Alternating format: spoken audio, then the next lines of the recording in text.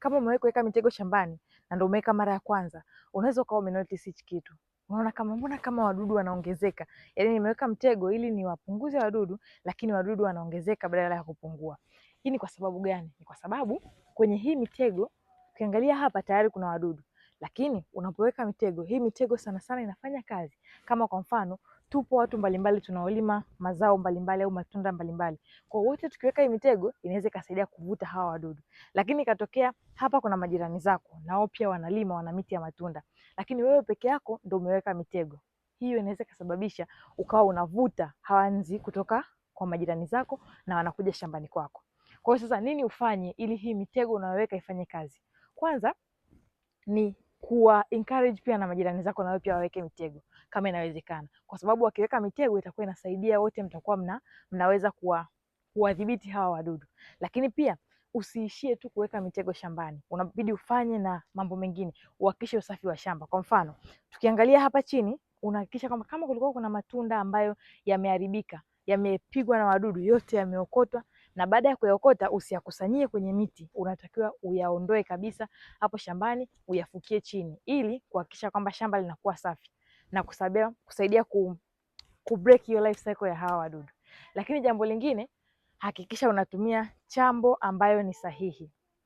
Sababu kuna chambo ambayo inavuta wadudu wanaoshambulia sana sana matunda, kwa mfano maembe, machungwa na mengineyo. Kwa hiyo unabidi uangalie chambo utakayonunua. Je, nimenunua chambo ambayo inavuta wadudu wanaoshambulia maembe, au nimenunua chambo ambayo inavuta wadudu wanaoshambulia michungwa au wanaoshambulia matikiti na maboga na mengine kama hayo. Kwa hivyo unaweza ukawa uko shambani au uko kwenye bustani yako umeweka mtego na ukawa unaona mbona kama hauvuti wadudu, ila kumbe chambo ambayo umeweka pale sio chambo ambayo inavuta wadudu wanaoshambulia hilo zao lako shambani. Na kingine, unapoweka chambo inawezekana unaona kama wadudu wanaongezeka, labda kwa sababu chambo ulioweka pengine imekaa muda mrefu sana, kwa hiyo imeisha nguvu, haiwezi tena kuvuta wale wadudu kama ambavyo inatakiwa kuvuta. Kwa hiyo unatakiwa hakikisha huo unakagua ule mtego mara kwa mara ili kujiridhisha kwamba kweli hii bado ina nguvu. Na kitu kingine, mtego unaweza ukawa haufanyi kazi vizuri.